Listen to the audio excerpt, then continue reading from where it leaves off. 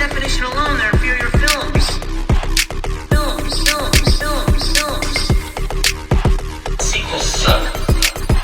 Sequels suck. Sequels suck.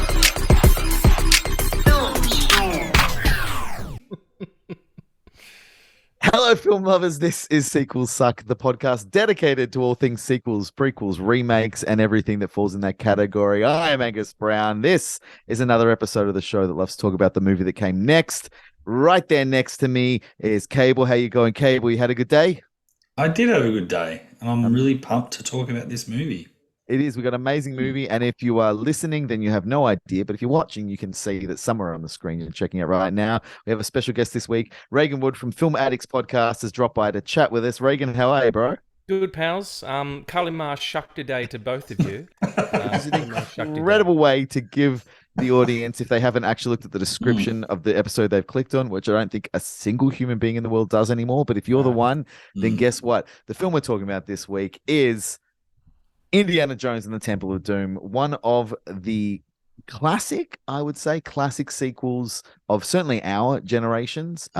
Also one of the films that I'm interested to talk about this in today's episode that falls into that category of sequels where you can argue it's not technically or really a sequel in the sense of like it picks up a story and continues, or it like builds out on something that happened before. It's kind of a little James Bondish in the idea. It's like it could be the first, second, third, fifth, 16th one. It doesn't really matter that much.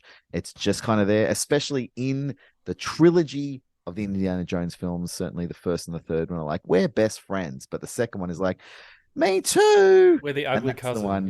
Yeah, that's the one we're going to dive in today because we and then we'll understand. When you talk about chronologically, Temple of Doom was actually set before Raiders, so yeah, it's 1935. It's like which is another thing yes. that is a weird thing that we can talk about of this episode because it is breaking a lot of rules of things that we now accept to be the rules of a sequel. But of course, back when this film was released, sequels weren't quite the thing that they are now, and a character popping up in another movie, well, it didn't have to be a big deal. You know, we had James Bond, we had Romancing the Stone, we had these things that we're like, yeah, you can just like pick up on characters and who gives a shit, and this keep is the going. next adventure kind of thing. Yeah, it's not. We just want to tell more stories with this character. We're not really that invested in expanding this IP in a very linear way. But it is a wild film, but it is also a film that came out, and I presume we all experienced at a relatively young age. Is this a film, Regan, that you cottoned onto when you were a kid? Is this something that came in later in life? How did you come about Temple of Doom for the first time? It's like Jaws. I don't remember not having seen it. Like, I don't remember my first instance of seeing it, but we had a VHS copy taped off TV, which is why I was talking to Cable the other night when I was rewatching it. I know where the ad breaks were. Yes. Because that's where you press pause and you wait, and then you the come back. True sign of an 80s film lover. Oh, yeah. Absolutely. And I had, on the side of it, it was Indiana Jones. I wrote in full, Indiana Jones and TT of Doom. I don't know why I thought I just needed TT for the temple and then not do that with the rest of the words, but that's what I did. And that tape was worn out. Like, I watched this thing every weekend for years. And it was the first Indiana Jones movie I saw, and it's still my favorite. I know it's a problematic favorite, like I was saying before we started, but it ticks a lot of boxes for me. I don't know.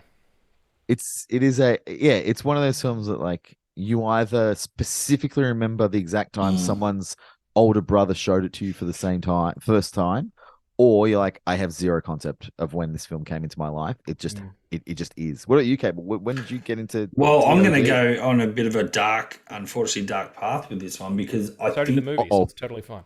Yeah, so I know prior to 1990, and this is obviously the era of Crusade came out in 89. These movies, like Regan said, were replayed on Channel 10 yearly, and I remember seeing parts of the movie, but had never watched the full thing. And I remember it was coming up. So me and Dad and my sister were going to sit down and watch it. And we were watching it, and probably halfway through, phone rings. And back in the day, you couldn't silence a phone. A phone rings. And unfortunately, it was a bad situation on the other end where someone had passed away. So then me and my sister were rushed off to a friend's house, and my dad had to attend that incident. So for Jeez. me, and what obviously in that situation, I lost an uncle, and he was my favorite uncle. So I've never had a great feeling about the Temple of Doom. Unfortunately, for a long time, like it's one of those ones I don't. Unfortunately, that's not the movie's fault. It's just when you have something like that happen, you'll always remember that. So You attach an association to it. yeah, and I guess that's with.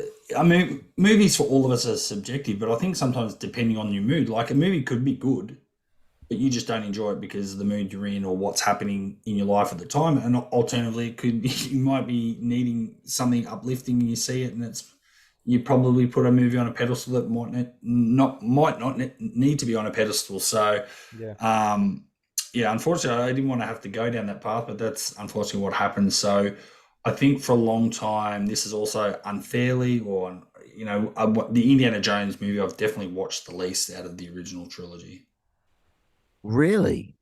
Yeah. That's wild. Because I don't know why, but I feel like for a lot of people that I speak to about the Indiana Jones movies, this is the one that kind of by choice or by accident is like the most rewatched of the three. Like it's the one that people are like, oh yeah, I've seen Temple of Doom like 100 times. I've seen Raiders 20 times. I've seen Last Crusade like 50 times. But Temple of Doom, it's something that like I have a vivid memory of, and I don't know if you guys have this as well. And it is part of the reason that I've seen Temple of Doom so much is I don't remember the first time I saw it. I just know I saw it. I knew I liked it. I knew I liked Indiana Jones. I have that in my head. And then when I was about, I'm gonna guess like 7 years old, McDonald's ran a campaign where you could go and order a meal. I don't know the exact meal, but for an extra $5.99, you could buy a VHS copy of first Raiders of the Lost Ark, and then like a week or 2 weeks or a month, however long later, then it was Temple of Doom, and then a month later it was The Last Crusade. And This Christmas, dash on down to McDonald's for your own original Indiana Jones video. Just $7.95 each with any Big Burger or muffin purchase. They're a great idea for Christmas and just bound to really bowl them over. So what are you waiting for? These are the original uncut versions just in time for Christmas. So collect all three, a different one each week, only at McDonald's. But hurry, because everyone's got the same idea. I have a vivid memory of, and I don't know if you guys have this as well, and it is part of the reason that I've seen Temple of Doom so much, is I don't remember the first time I saw it. I just know I saw it. I knew I liked it. I knew I liked Indiana Jones. I have that in my head. And then when I was about, I'm going to guess like 7 years old, McDonald's ran a campaign where you could go and order a meal. I don't know the exact meal, but for an extra $5.99, you could buy a VHS copy of first Raiders of the Lost Ark, and then like a week or 2 weeks or a month, however long later, then it was Temple of Doom, and then a month later it was The Last Crusade. And I got really excited about that, and I got Raiders of the Lost Ark, and I got Temple of Doom, and then for whatever reason, the cosmos prevented me. I didn't get The Last Crusade. And I watched them both, and I'd seen them both, and I watched the first one, and this is the weirdest sense memory I have. You know, when you're a kid, something locks in and you can't undo it. So I was staying at an aunt's house, and this aunt had no kids. And that's important because when you have kids, you understand like kids want to eat food a certain way and they can't articulate it. It's your job as an adult to figure that shit out. And what I had figured out that I liked was tomato soup with a little bit of grated cheese on top, right? But it was a very specific like canned tomato soup that I liked. So I was staying with this aunt for the night. She had no kids. She was like, "What do you want for dinner?" I'm like, "I want tomato soup with grated cheese." And she was like, "All right." So she made me from scratch tomato soup. And then she grated about half a block of cheddar cheese into the fucking thing. And I had two mouthfuls, and I was like, "No, thank you. I don't want to eat that." And she was like she was furious. She'd spent half a day making this. She was rageful. But part of the arrangement of me staying was like, you get to pick whatever you want to watch. And I had just gotten my VHS of Raiders of the Lost Ark. And so we were watching Raiders of the Lost Ark as I was eating this tomato soup that didn't taste right, that was making me feel sick. And I don't know why, but at the end of Raiders of the Lost Ark, spoilers, when they open the Ark and it melts all the Nazis and it cuts to that guy's face and his face melts. You know how like his skin melts off and then Yeah. it's very You're gonna graphic. say you vomited? No, I'm gonna say that when his skin melted and it's the red with the milky Yeah. white and all that looked exactly the same as the tomato soup I was eating.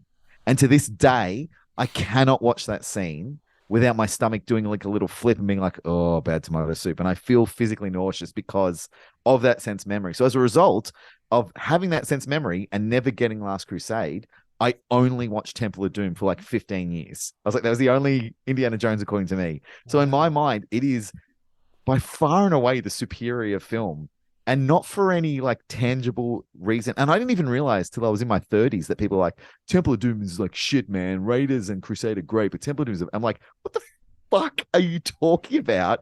And I've realized it's tomato soup and McDonald's that have led me to believe Temple of Doom is the one. Did you guys get those two things have fucked up a lot of people? You know, tomato soup and McDonald's. It's been a problem. Yeah. Something loves wrong. Did you guys remember have that, the though, VHS? and I think they did the same thing with Back to the Future. Yeah, probably. I never got those, but I remember having those VHS tapes. I definitely remember, the Indiana Jones. I'm going to even have a stab that was 1994. Oh, that's a good Because I guess. feel like I was living in Queensland when that happened. But anyway, I'm afraid it was 1991. 1991. Really? The McDonald's did their promo. Wow. Yeah. I just looked So it it would up have been just after Crusade came out then. That seems that's really probably close. what That's they did. really Try and close, though. Yeah, according to Reddit, anyway. Oh, yeah. In the 1991. ultimate source of information on the internet. Never heard a lie on Reddit. Thing with the film Return to Oz and the Wheelers scene and onion rings. Wow. And I fucking love me some onion rings now, but back then I didn't eat onion rings for 20 years because it was just that scene and an onion ring and trauma. Like that was what happened, you know. Listeners can go back to our Return to the Oz episode to realize that onion rings aren't the only thing that fuck kids up with that movie. That movie. Yeah. Oh my, yeah. If you want to hear three adults just express trauma in real time, go listen to our Return to Oz episode. It's a good episode. You should listen to it. No kid comes out unscathed from that one. Brutal. So I don't have any specific to Temple of Doom, but it sounds like all of us are like, when we talk about the movies from this era, we're like, oh God, oh no, and we start shaking with childhood trauma. But that being said, what do we actually think about Temple of Doom in the trilogy? And anyone who's listening right now will be like, actually, there's 4 movies. You can eat a dick and get in the ocean. There's 3 movies and then a mistake. So in the trilogy, eat a dick and then get in the ocean. In the trilogy of Indiana Jones films, how do we feel, Regan? Like, where does this sit for you in the trilogy of Indiana Jones? It's the same situation I have with a lot of trilogies. Maybe I'm contrarian, I don't know, but like Back to the Future 2 is my favorite. Dark Knight Rises is my favorite. Undisputable. Yeah, like I'm just looking because I've actually got it on in the background. Temple of Doom is my favorite, and it's not because I've seen it the most. I just love movies. Again, the original Batman, quadrilogy, Returns is the best. I love movies that take big swings. Yeah. This was a really culturally insensitive, a big swing. Like compared to the first one, it starts with this cold open, which is basically not only Spielberg making, East Side Story, like doing his Buzzley Berkeley number, but also doing a Bond, James Bond, doing a Bond cold open, and then also the inciting incident of this film that kicks off your second act in the script is the kidnapping and enslavement of children. Like it's some big stuff going on. A homie gets his chest opened up and a heart ripped out and flames and a mole of rum and shut him ass suckty day or whatever the hell it is. It's just firing in a lot of places. But then and there is some grotesquity and all that kind of stuff, and as I said, there is some insensitive stuff, and look, everybody knows, we don't need to talk about it, everybody knows if you've seen this film, it doesn't hold up, in terms of, with a 2023 lens, so that enough said about that. But the idea of Indy with this young boy, this beautiful, and they're not father and son, it's best friends, and it's not weird, it's not Batman and Robin, it's just these two lonely people, lonely souls who found each other, and they're both so good together, and One of them has a fucking Oscar now, which is hysterical. I mean, yeah, pretty wild that we're chatting about Indiana Jones and the Temple of Doom in 2023, and between Harrison Ford and the little kid from Temple of Doom, the little kid from Temple of Doom has the Academy Award. Out of the two of them, I mean, Yeah. Harrison must be like, motherfucker, like, where's I don't know. mine? I feel like Harrison's got the money and he's just fine with that. He's got Like, the money. he doesn't have to do the press tours and the begging.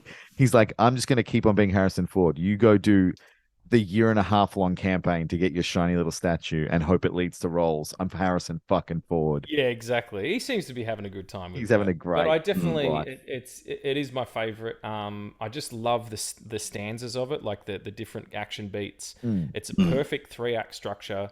And I love Raiders. It's one of my favorite. It's always, I go and see it at the Astor if it's playing. You know, it's spectacular. I've got a poster of it right there. But Doom just, there's something else going on there that's good for me. You know. What are you, Cable? Is it in there for you? Is it number one? Is it a contention, or are you like, eh? No, it's not number one. It's probably, yeah. Well, if I rank the 3 movies, it's the third one. But it's not that far into 3. It's just almost like splitting hairs. Crusade's my favorite. So,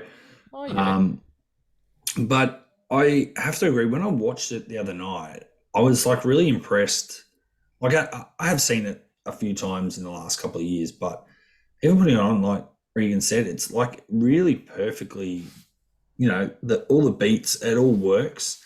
And even it's just the little set pieces and the gimmicks that I love probably. And I think it more memorable than Raiders and Crusade. I feel like even at school in the playground, when all the kids start seeing all these movies and you start talking about it, or if it was on Saturday night on Channel 10 the next Monday, I feel like a lot more people talk about the stuff in Temple over the other 2 movies, if that makes sense. Like I feel like the booby traps and them being stuck under when they're collapsing, with the spikes and all that. Yeah. Willie has to sort of save them, and just everything about it, and the heart being ripped out. I just feel like there's so many more like almost like water cooler moments to talk about compared to the other 2 movies. I could be totally wrong there too. But No, I think you're right. I think like Temple, if you think about Indiana Jones without thinking about a specific movie, I think for 99% of people, the first thought that comes to mind is either the heart being ripped out of the chest or the guy with the katana being wow, wow, wow, wow, and then he just fucking shoots him and walks off. But I think like if you break down the movies, like if you think about Crusades, you probably think about like, oh, I found out he was named after the dog. And also there's a Knights Templar guy in there for some reason. Like those are the things that kind of pop up. If you think about Temple of Doom, you think like booby traps and fucking hearts on fire. And you think about this crazy opening number with the hottest chick you've ever seen in your life at the time. Oh, Kate Capshaw. Like, if you think about the first one, you think about the fact that Indiana Jones could literally not show up and that movie's exactly the same movie. So it's not, it's not like it's a moment where it has more, I think, specifically iconic things. I think it's just like when you think of the movies, the things that really make Indiana Jones came to life in their fullest form in Temple of Doom. I think like even like that, the dining scene, and we sort of talked off air about how it not being maybe really accurate and probably highly offensive, but not even in the least bit accurate. No. Yeah, but like the chilled monkey brains and the snakes coming out of the biggest snake and the beetles or the bugs. That like kids talk about, oh my god, and that's, I do feel like there's so many, at least for kids, back in the 80s and early 90s, there was so much more talked about Temple of Doom than the other 2 movies, probably even put together almost. Yeah, and weirdly, for a film that is largely centered around child slavery, it is the most engaging for kids. And maybe it's because of Short Round, and also maybe it's because they're like, hey, let's just do a bunch of like crazy set pieces that don't require like. For example, the opening, like I always loved the opening when I was a kid. I was like singing, dancing, big shootout, jumps in a plane, falls asleep, plane crashes, have to fly out of the plane in a fucking inflatable. But I never as a kid like clocked one of the greatest jokes in any of the films where he like, better like next time he gets in and closes the door and he's on the guy's plane. Yeah. And like you only know if you read it. Yeah, you're like, oh, that is a perfect joke. But as a child, you don't know that. You don't know anything about it. You're like, he's about to fall asleep and then wake up and have to fly an inflatable boat out of a plane. So there's so much going on that you can just love. You get the beautiful Harrison, because I think Indiana Jones is in the same heroic sphere as John McClane is in those first three pictures. Like, he's completely outmatched. He's not really very good at, looking after himself.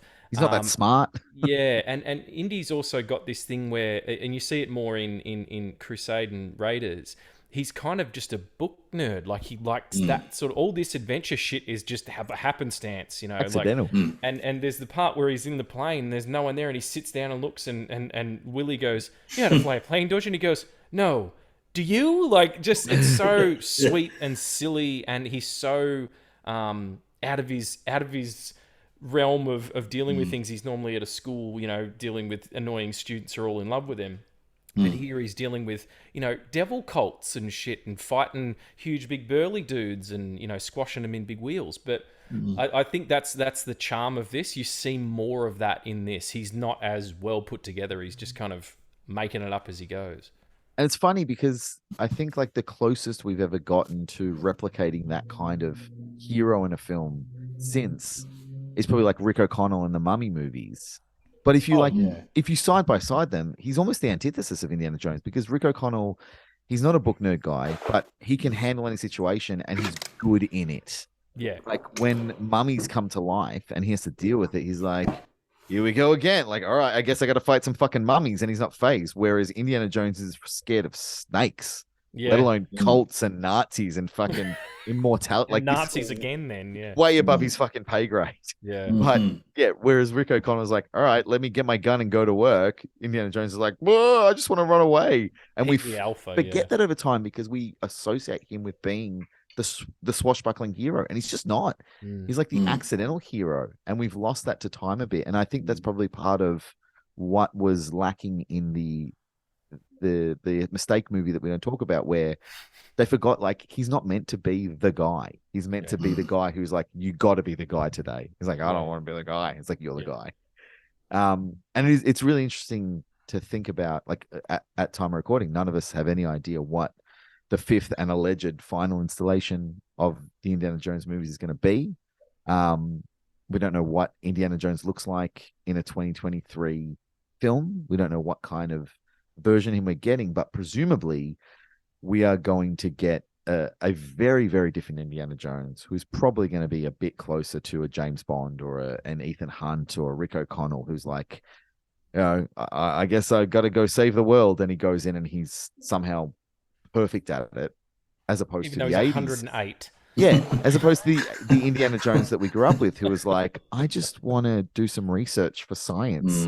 I don't want to fight aliens and save the world. That's not my fucking bag. Belongs man. in a museum. That's his whole thing. That's He's it. preserving That's it. history. He doesn't want to fight aliens or whomever it is dialing the destiny. I will say though, having seen that trailer a few times, because I'm not precious about movies at all. Like, I'm fine for them to try whatever, but there's something about Indiana. He's my favorite movie hero.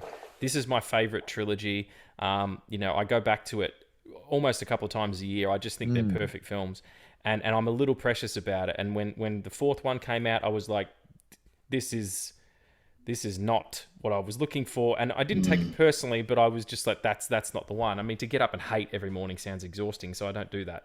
No. But this new one, I was like, what are we doing? Like, come on, he is really old. Like, He's a recast, very old man. just do it like Bond, do another thing, do another adventure. And then I watched the trailer, and that fucking John Williams score has been, he's redone it so that it sounds like the last time. No, it just sounds lamenting, and it sounds like John the Williams does hero so well. theme has turned into a goodbye theme, and I'm like, oh, John, you fucking got me, mate. Like, it's just, I'm ready, whatever it is. There is something similar that happened in, and 90% people who are listening who don't care, but I don't care because I care, but there's something really similar that happens in Marco Beltrami's score at the end of Scream 3. And there's a track at the end of Scream 3, which is called Sid Wears a Dress, where it's when she's back at their house and Kincaid's, and everyone's there and they're watching a movie, and it's like they've beat it. And at the time, of course, everyone was like, yeah, this is a trilogy. This is a concluding chapter trilogy. And the score is like every note you've heard from every Scream movie so far, but done in a way that's like, this is goodbye. And you listen to it and you're like, I want to cry. Like, it's up there with the final sting that John Williams does in Jurassic Park when in the helicopter looking at the birds. It's like, oh, this is the end of something big. You did it. and John Williams is the master of that. And I watched the trailer you're talking about, and I had the same feeling. I was like, oh shit! Like if it's just the score, it's a bit disappointing, but it's also okay because at least someone involved in this movie has clicked into something really powerful. They And if know the what rest it of the is. movie, is on board, and Harrison Ford, like his whole press tour around this is it. Number 5 is the end. There will never be I will never do another Indiana Jones movie. There will never be another Indiana Jones movie. And of You course, reckon? that's what the press. Well, that's what he's saying. And of course, the press junket wants that because the studio's like, we got to find a hook. Like, if we're going to put an old man as the star of an action movie, how do we get butts and seats? It's like, well, we tap into the fact that everyone who knows this character is going to want to come and see this because, like, oh, this is the end of this story that's been going since 1982. Is that when Raiders came out? Raiders were 81. 81. Yeah, like since 1981, the people who have paid attention to this character have lived with it. And like you said, Regan, like you watch this trilogy yearly, and most people who like Indiana Jones do the same. Like, I don't know about you, Cable, but I certainly, at least one of them, usually Temple, but at least one of them I will watch minimum once a year. Oh, 100%. Usually twice. Like, I'll try to get through a trilogy once a year. If not that, I'll at least get through a few. I was going to make a Kingdom joke, but I won't. Hang on a second, just before you continue, excuse me, a bunch of giant Blu-rays behind you. Is that the spine of Indiana Jones and the Temple of the Crystal Skull, Kingdom of the Crystal Skull? You turncoat motherfucker. Oh, that is a flex. I'm sure of it. You did that on purpose. You'll notice it's sitting. You notice it's sitting next to the spine of Hot Tub Time Machine 2 and Piranha 3 Double D. Not in the greatest of company. Yeah, I think he knows where he put it on his shelf. Yeah. it's next to Casino Royale. That was probably intentional. Yeah, that makes sense. What are you talking about? How dare you? Are you saying Casino Royale isn't a fantastic film? No, I'm just saying the whole Indiana Jones thing was born out of Spielberg wanting to do a Bond film. Sure. Yeah. No, I'm sorry. I thought you were like, I didn't pick that. No, that is the gaslighting us a little backdrop he bit? has I don't every know. episode. No, definitely not. I was going to wear my Indiana Jones and the Kingdom of the Crystal Skull shirt, but I couldn't find where I packed it. So, As an aside, has anyone here watched that film more than once? I saw it in the cinema and I've never watched it again since it came out. Have you guys seen it? I've probably seen it 3. I'm going to say maybe even 4 times. And you know you're going to die one day, and that's like there's only a certain amount of hours you have to live, and you've spent like what is that? This is how I justify it. And this is probably why this podcast kind of exists to a point, because I feel like I'm analytical enough that I look at a movie and go, okay, they misfired with this, or they had great intentions, or they had some good plot ideas, and they totally misfired, whether it's too much CGI or bad characters or offensive material or whatever it is. That disc that you can see in the background, I did get that. I was like, oh, I don't really love the movie. But at the time, I don't even think the original trilogy had come out on Blu-ray at the time. So this had come straight out, and it had, I reckon that's a 3D special and heaps of special features. So it was more, I wanted it for the special features to watch the documentaries and see what they fucked up. So, and they, with great pride in one of them, they were talking about, oh, well, we've done snakes, then we did rats, and we've done this. Let's do ants. We did bugs, but we've got to do something different for this 4th one. Oh, we'll do ants. CGI. Nothing scarier than an ant. Yeah, so it was more fun. Have you seen that third Ant-Man picture? Fuck me. No, I haven't. Yeah, you're all right. But yeah, so that's why I own that. And I think the sad thing, or the funny thing, is that since they've re-released Indiana Jones box sets in the last couple of years, they've obviously had all 4 films, so you kind of have to have the 4th film regardless. And then I know, reading things online, like whether it's Reddit or just any sort of website like Digital Bits or something that does all the Blu-ray reviews, like one of the things is that people want to either buy them individually so they don't have to have Kingdom of the Crystal Skull, or just want the trilogy to be the box set. And I bought a box set this year. Like the start of this year, I bought a box set of Back to the Future and Indiana Jones. Yep. And the box set that I bought in 2023 of Indiana Jones is just the first 3 movies. Where did you get it? The moon? Like no, I think I got it through JB Hi-Fi. Like no explanation, no Oh. like this is an old thing we're trying to clear out. It's like Oh, it's got wow. a lot of special features. It's just like here's the Indiana Jones trilogy. No comment. Blu-ray or Blu-ray, 4K? Blu-ray. Okay, because I've owned this trilogy on every format Yeah. except Laserdisc, and Same. I got the 4-way box set. And you know what? It's okay that it's in there because you can't have the rainbow without the rain. You know what I'm saying? Like sometimes things good and bad arise mutually. That's Taoism. Like let's it's totally fine. It can be there. It's been watched once. Me and my fiance did the trilogy during lockdown in 2020. And then you decided things weren't bad enough. What was sorry? And then you decided things weren't bad enough. And then we drank ourselves to death. No, and she'd never seen them all. Like I think she'd seen maybe one or two of them, or maybe she'd seen just Raiders or something. And we you watched still them all. agreed to marry her. That's brave. And yeah, well, I mean, it was on the ropes for a few days. No, honestly, On a was road like, bridge. What's the big deal with this one? And I was like, people don't like it because it really deviates. It was, tonally it tried to match things and it didn't really work. And a lot relied really heavily on CG where the originals were very, very practical and blah blah blah. And at the end, she was like, "That wasn't that bad," and she's not wrong. It's not that bad. It's just because we have previous. That makes it mean more. Yeah, it's absolutely not like if you would just watch it as a movie that exists and be like, what does this mean as a movie? You watch it, it's like, it's not great, but it's not that bad. It's that it exists as an Indiana Jones movie that we had to wait so long for, that it has unfair weight placed upon it. And, everyone is going to react differently, but it is one of those rare, I'm noticing something now, because like in the last, and you guys have probably experienced this in the last like 10 years or so as the internet has come into what it is. And, we have podcasts where people like analyze films, and we have YouTube video, and we have reissues of things. A lot of films that were just absolutely shit on to death upon release, or were released and kind of ignored. And then the internet was like, you know what, actually, I fucking hate it. Like we've talked about this before on the pod about Phantom Menace. Like when Phantom Menace came out, a lot of people enjoyed Phantom Menace. I'm like, this is fun. Like I watched it. I was like, this is a great movie. And then a few years later, people were like, Phantom Menace fucking sucks. And I was like, what's happening?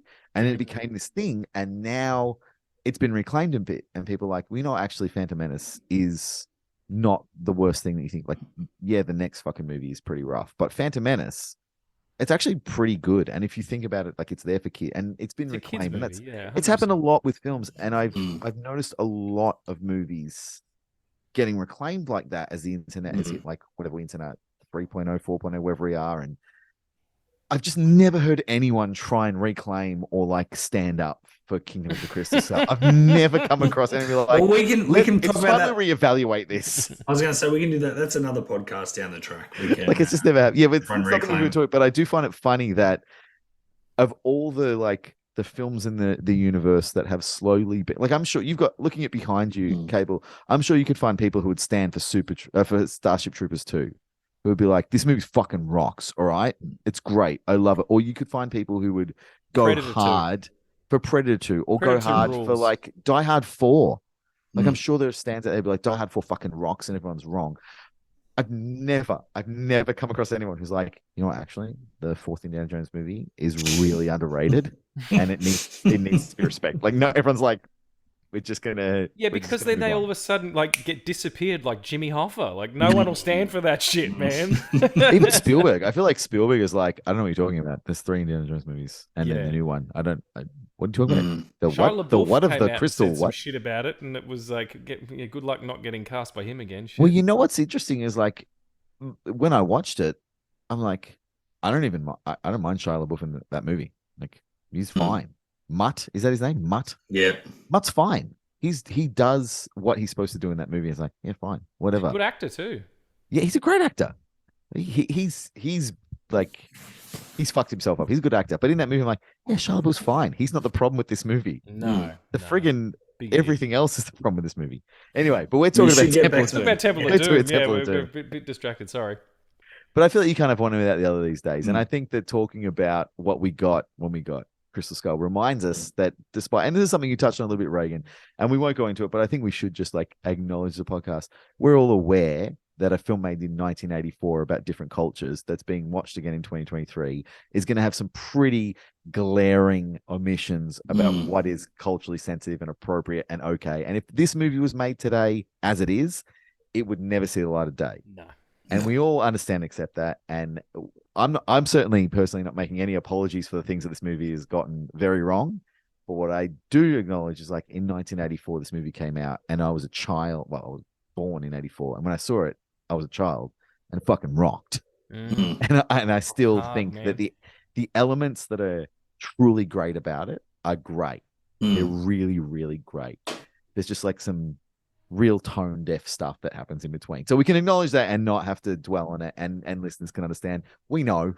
Yeah, we know. Everybody knows, and they kind of had an idea of it then. Like they didn't shoot this in India. Of course not. They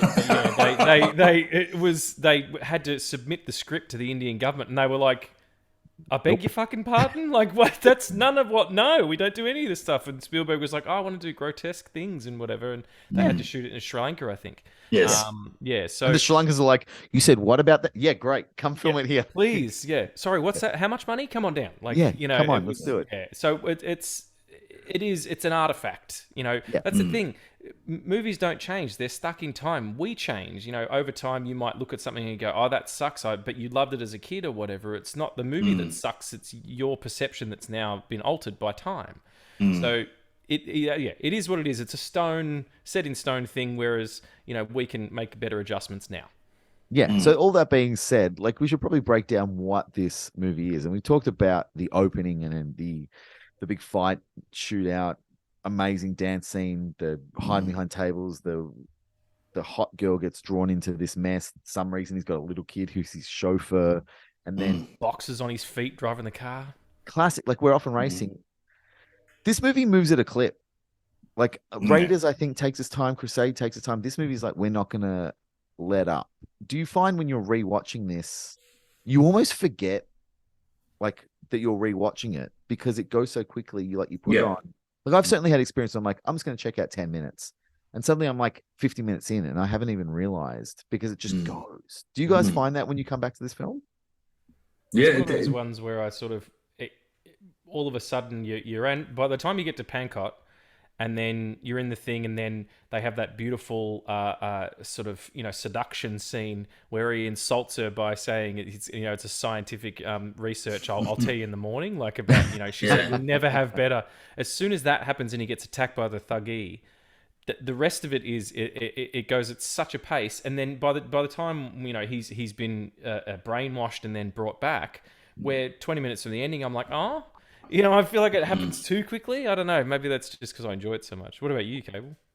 Yeah, no, I agree. It's compared to the other two films, they have a lot more maybe exposition to set up, a bit more talking. Whereas this one's just like, they kind of show us everything. Like, yeah, there's a little bit, like at the dinner scene or the I guess the dinner scene that's a little bit controversial. We obviously have Indy talking to, is it the Prime Minister, and he's sort of, prodding and asking a few questions, and it kind of sets some stuff up. But overall, there's not too much talking and exposition.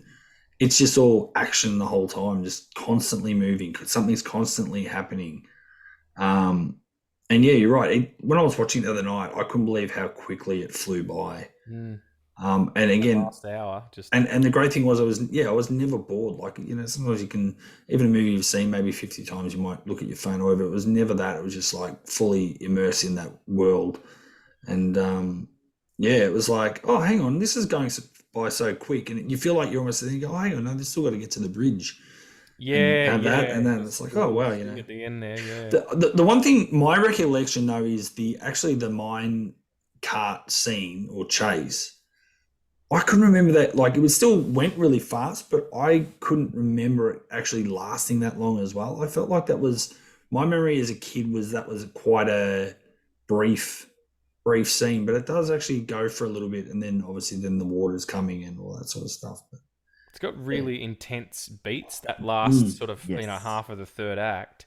It kind of builds up. I just want to go back really quickly though, because we talked about the fact that this is set in 1935. Raiders is set in 1936.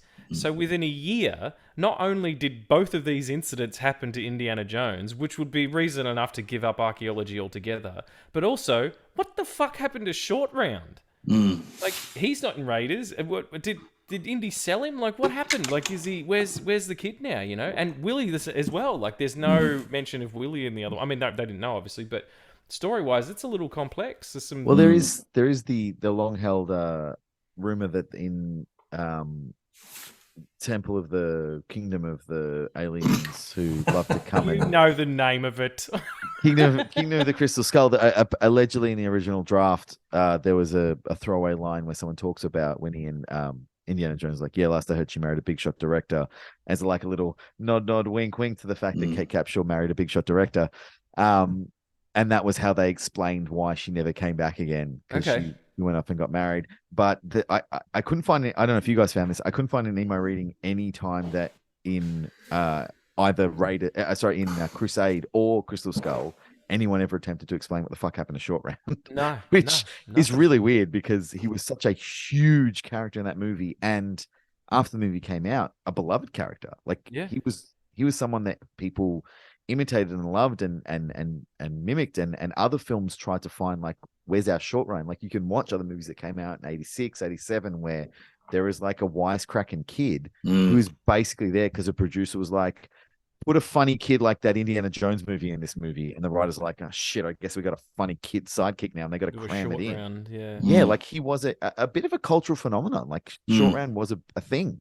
He was also your in, because as kids, that's like, without him, it's bleak beyond bleak. You know, he's absolutely the only thing that keeps it, you know, light by any stretch of the imagination.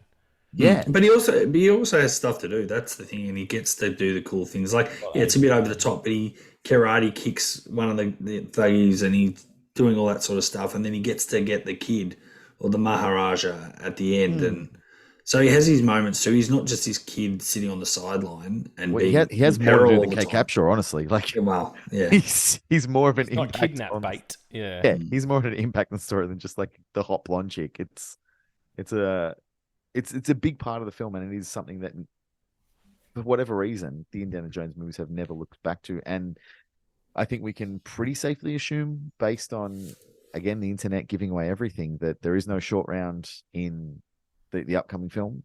He's, you know, despite perfect the fact that, time to do it though. Like, I mean, I think they might have been finished filming before it became apparent that he was about to become an Academy Award winner.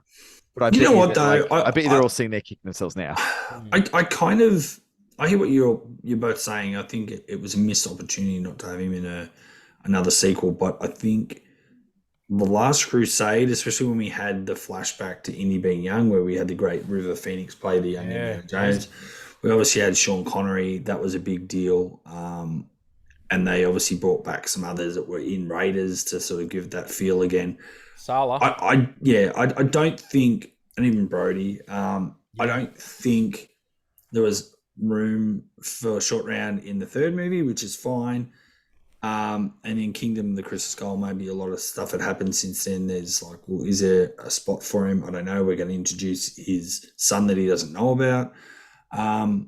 So it's a bit sad, but then you say, well, maybe sadly he passed away after that adventure, or, you know. Oh, jeez, that's brutal. What are you doing? Why Short Round on here? Christ, man. It's brutal, but in 1935, if he goes back and he meets one of his relatives, Indiana Jones could easily lose track of where he is, or we're not talking like they're on friends on social media. They're, you lose track of people. Like, it's a legitimate thing that could have happened. So it's sad, but I mean, that's all. I just think if we had him, it would have been like, again, if this new one had him in there or was a throwaway line, it's like, is that now a fan, trying to please the fans a bit too much. You're absolutely right. And also that would also play into the thing that we were talking about before, that you mentioned, Angus, is that these movies are standalone in a lot of ways. They do have parts that rhyme, and I know that Marianne comes back in Kingdom, but it's just about, this is the new adventure, and it's more of a Bond style, more of a comic book, original comic book idea of every time Spider-Man does something, he doesn't necessarily tell you the thing that he did last week.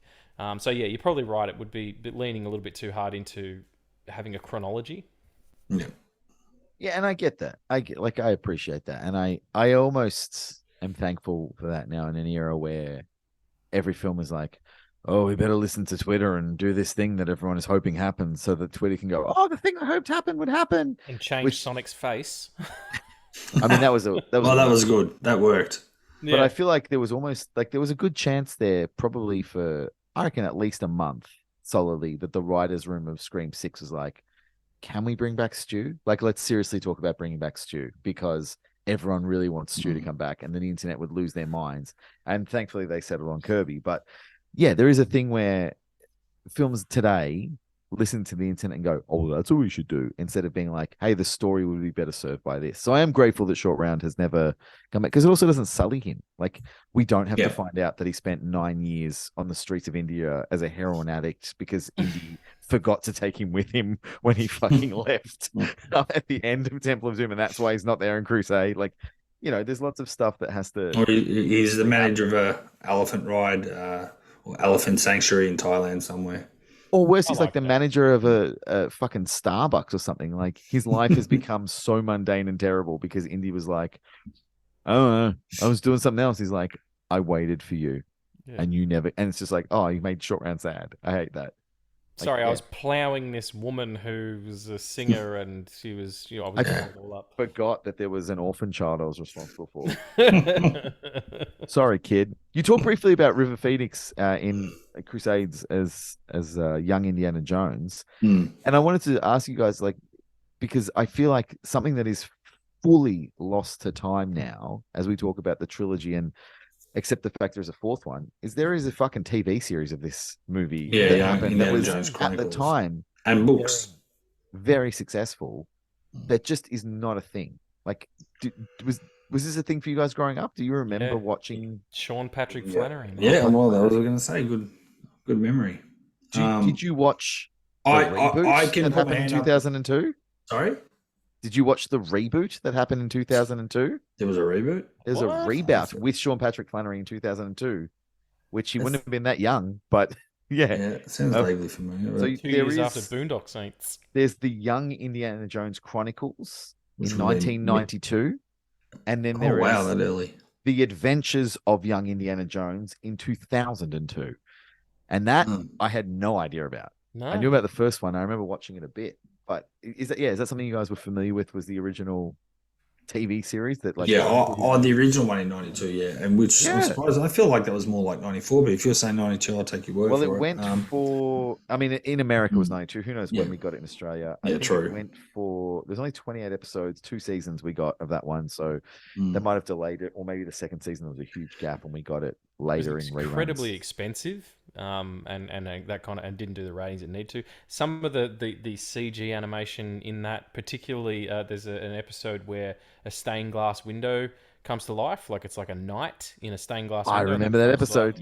That was the beta test for a lot of stuff that would end up being, because Industrial Light and Magic did that would end up being the framework for what they would do in, Phantom Menace and Jurassic Park, and a lot of the DNA of that idea came from that show. So it's important cultural touchstone, even if it isn't that well thought of. Well, is that even really readily available, or is that another thing that Disney have kind of just hidden away? I can't find it anywhere. I think you would have to procure it through alternative means. I was going to say, going back to what, similar to what we were talking about in the Evil Dead 2 with my obsession with DVDs and that sort of technology.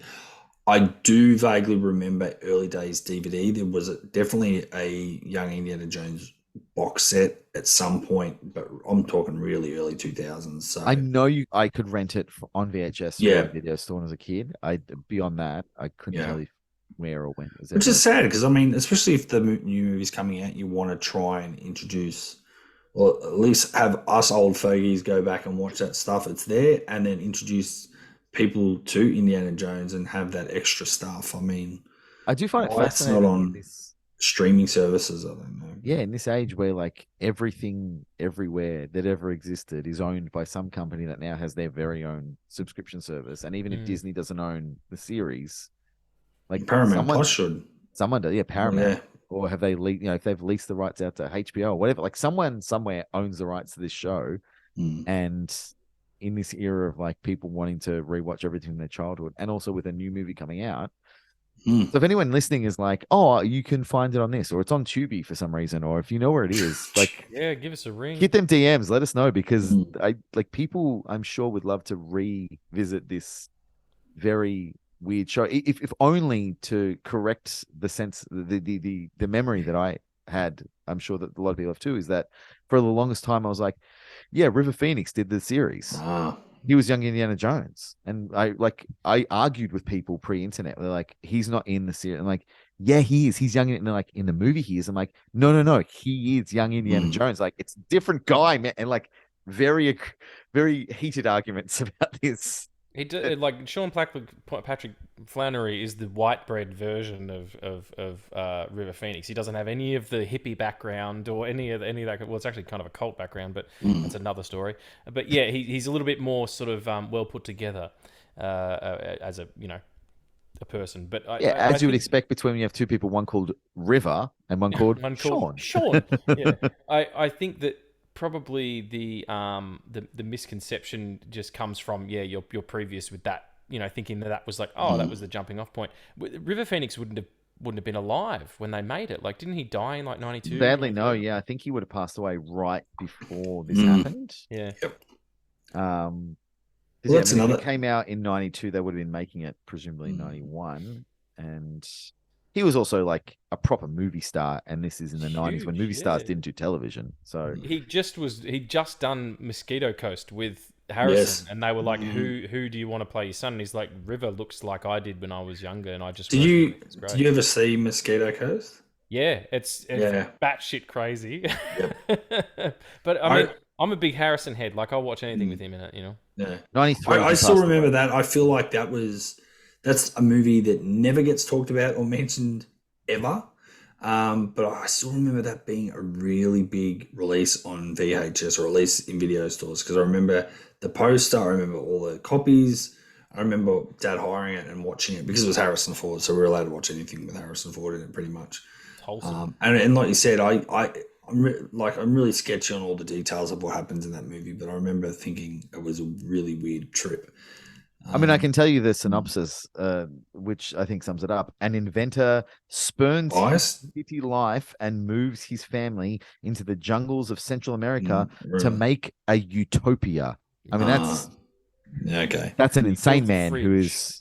Yeah, I was going to say the fridge and all the ice rings a bell. I remember that sort of. Jason Alexander's in it.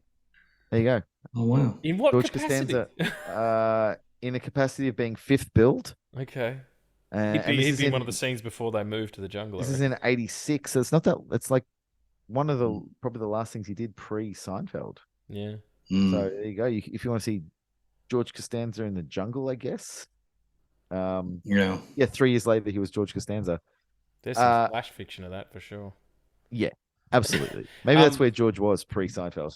They've just done the Apple TV did a reboot of it with Mosquito Coast. Yeah, it's like a series though. Who's the cat who wrote Iron Man 2?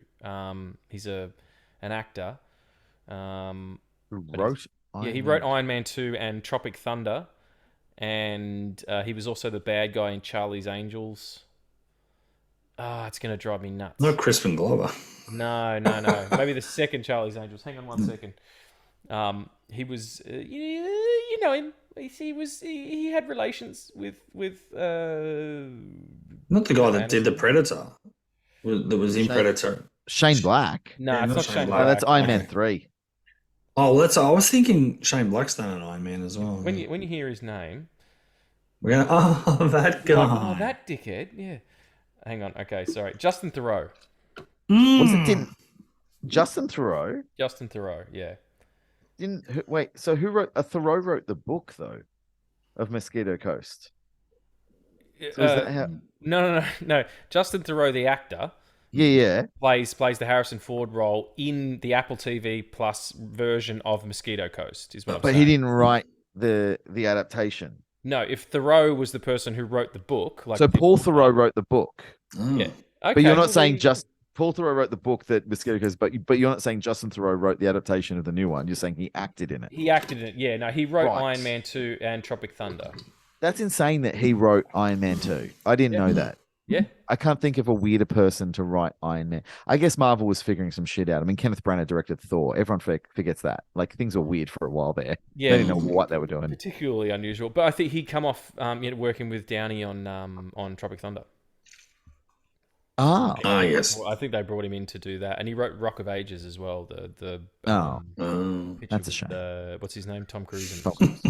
But yeah, so there's that all the way back round to that was Mosquito Coast going on there, which is a pretty baller film. Like I like it. And you're right, Harrison's good at all speeds. Air Force One, that movie is so good. That's nearly what we named our cat. You nearly named it Air Force One. Yeah, we were talking about it. We went with Paul in the end, but it was going to be Another good movie. Yeah. That is a fucking fall from grace right there. It's like we nearly named you after one of the most badass films ever, but we named you after the mailman. I don't know. Well, no, it's Paul Pawl, Paul McCartney. Yeah, you see what So thanks for joining us this week, everyone. We don't need to talk anymore. That's the end of the episode because that's the worst thing I've ever heard. So Isn't we're out. that See you later. We're done. I was going to say, it's so funny because there's a movie called Paul about an alien, and there's something to do with Atrocious. But the funny thing is, I'm pretty sure there's a joke in Family Guy about calling cats like people names, and the joke is that the cat is called Paul. Oh, really? Well, I I'm think pretty you're right. sure. Yeah. Okay. Yeah. Adam West, who does Mayor West, he's like, there's a cat called Paul, and he's like laughing, thinking it's the most ridiculous thing. Right, cats, back in the bag. Come on, Fluffy. Come on, Mittens. Come on, Paul. What a ridiculous name for a cat. Paul, that's a person's name. A person's name. I just thought it was really funny that because we wanted to call one of them something weird, like Air Force One or Karate was another idea. Just call a cat Karate. And Why then don't you call it What Lies Beneath? That's a great Harrison Ford film that no one talks about. It's a great film. No, there's some sinisterness to it there. I don't know about that, but yeah, it was. I just thought it was funny to have a cat named Paul, and it is. It's hysterical. What about Mosquito Coast? That was right there. You could have done it. Okay, that's the joke of the show. Tick, we're done. Well done. You win. Now you're gonna rename your fucking cat. Yeah, that's not a bad idea actually. Well, speaking of names, I did like the little nod to Club Obi-Wan, and yes, I think does he actually call Short Round Han at one point? Like that's his actual name. It's like a Wuhan sort of mention. I could have sworn I'd never picked that up before. Unless he's referring to somebody else, but he's not speaking Cantonese to him. Is that not what's happening? Yeah, I can't remember. I'd have to go back. They do have some back and forth, like, yes, like on the bridge and stuff. But no, I didn't notice that because he introduces himself when he meets the Prime Minister. He's like, short round, like he sort of doesn't know his first and second name. So yeah, unless he calls someone else Han, but I thought, that's another nod and a wink to Star Wars. But it took me the better part of 30 years or something like that to realize that the chant is actually the guy's name as well. Molaram Suraram is what they're chanting, but Molaram is the bad guy. It took me then 38 years to figure that out because I just found that out right now. Really? Yeah. I know. That amazing actor with the painted head, like it's got that great line at the end where he's like, "Drop them, Mr. Jones. They will be found. You won't." Like just beautiful villain work. It's so good. Something I don't know if either of you can confirm or deny this in your own research, but when I was researching this film, the most insane bit of trivia that I came across that I can't unhear is that in the whipping scene where Harrison Ford is being whipped, the production played a little prank on him where Barbara Streisand in a dominatrix suit came out and whipped him, telling him that he was being whipped for Hanover Street. But it's the first time I read it, I was like, someone's just made that up. But then I read it 4 different places and I was like, have the other places just picked up this insane thing and ran with it and now it's an internet folklore thing, or did it actually happen? And I can't find anyone who would justify. Allegedly, it was filmed, but I always presumed like if something like that was filmed, by now it would had Everyone to would have have popped seen up it by now. on a special features, because that is just crazy that would actually happen, and no one would have. I have a lot of questions about that if that actually happened. Like, So I'm that going to make the sounds assumption that that scene would have been filmed crazy. at Pinewood Studios or wherever they were shooting in London for interiors. Yeah. I guess Barbara Streisand had to be there, but at what point, even if it was a joke, that she'd be like, hang on, I've got an idea, or someone has an idea. We've got a dominatrix costume just out the back. Yeah. This very scenario.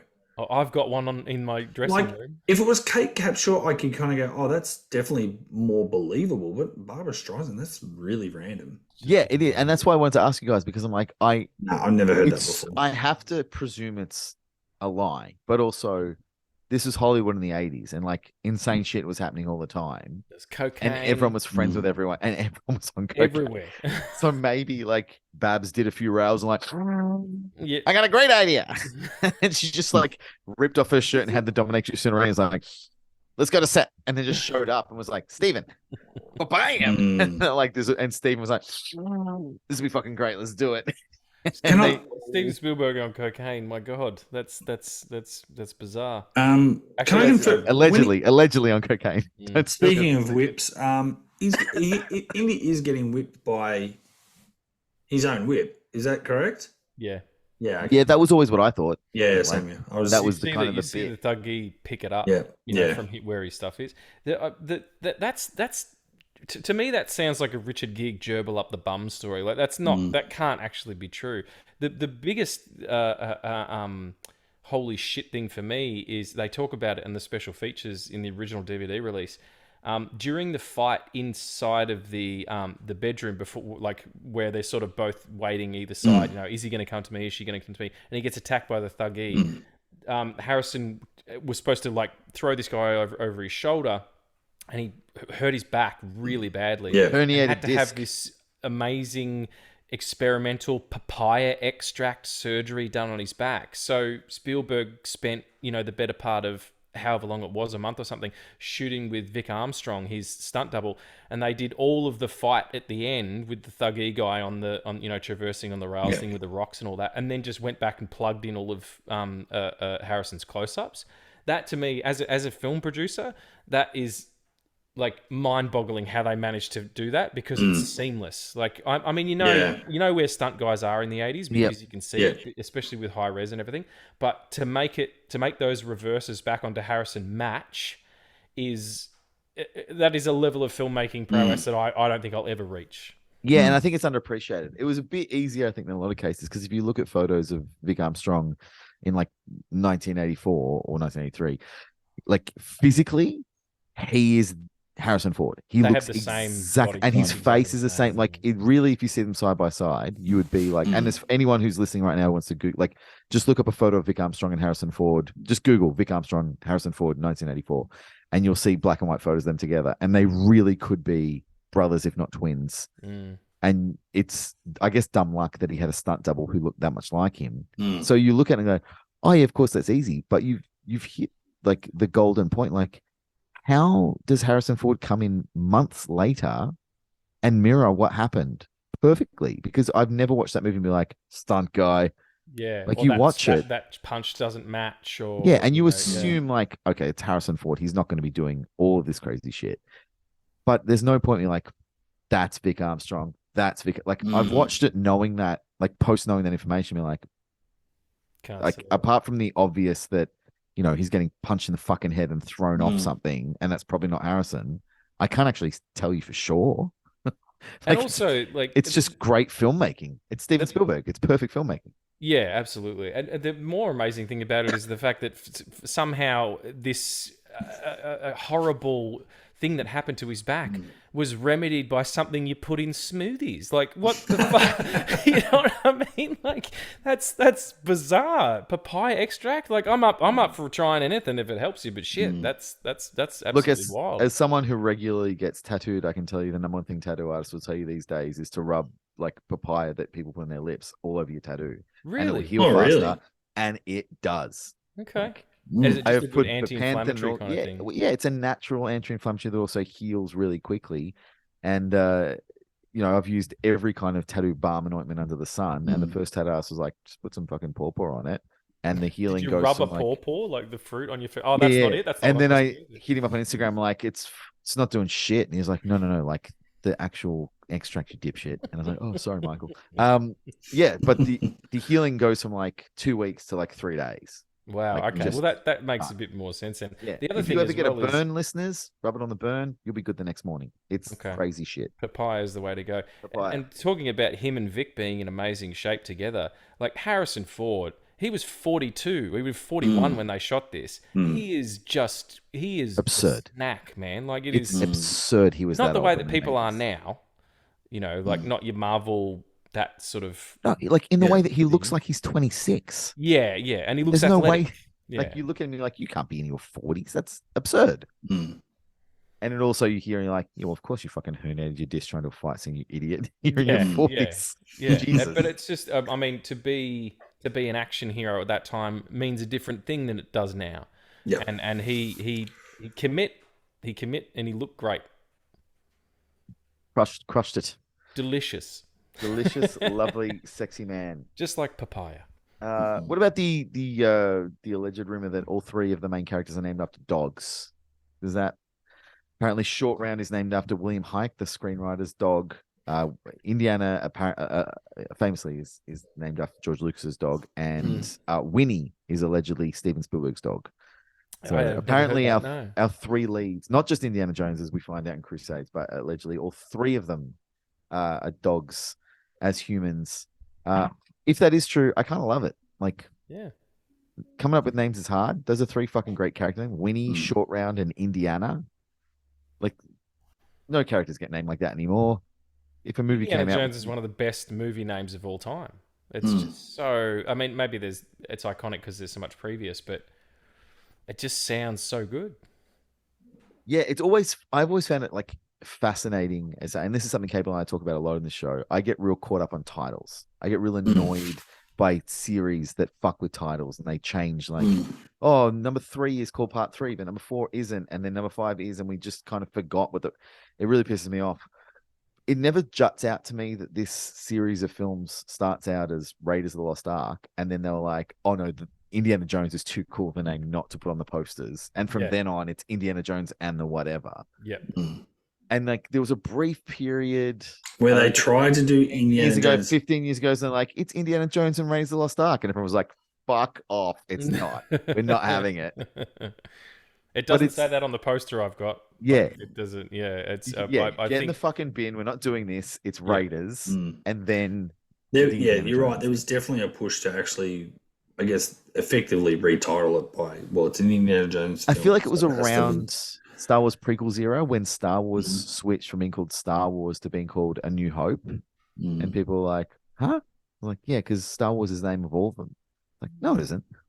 Star Wars is the movie. Like, no, it's A New Hope. It's not. And then they started giving in the really pushing the numbers hard. Like the first one is the fourth one. You know, big pardon.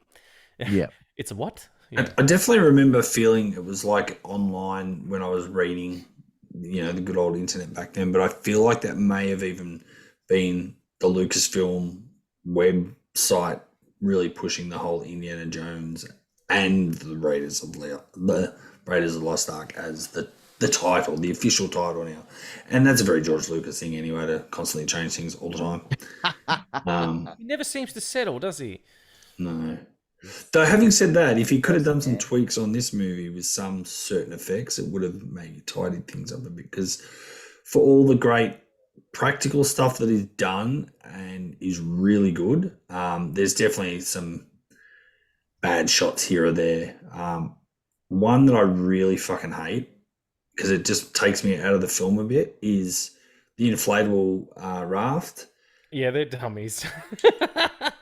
I know, but when it comes down, when it hits the snow, there's definitely, okay, let's just say they're dummies, but I still think because it's a real thing happening, you don't pick it. I was watching I didn't put the 4K on last night, I just put the Blu-ray, and it's an amazing transfer. But when you see the stunt doubles in the raft and it's coming down the snow. It looks real. And then you cross a couple of times, we get a couple of shots of a close up of obviously the real actors, and it's clearly shot with a rear projection. It looks fucking terrible. And because it doesn't really match, similar to what you're saying before, they match up the stunt work of Vic Armstrong and Harrison Ford, and it's seamless. Well, these shots aren't seamless. They don't feel like they match to what we're seeing in the real stuff. And it kind of, I know, I understand the inclination. You want to see the real characters in that position. You want to see their faces. I get it. But it's probably better off just dropping those rear projection shots because they look bad and just continue with the stunt doubles being actually on the ice, flying down the mountain. And then there is a part where it does drop off the cliff, and again, we can tell it's probably a matte painting, I'm pretty sure. And then when it gets further down, then it's like, oh, no, that's a real raft floating down. And on a river, yeah.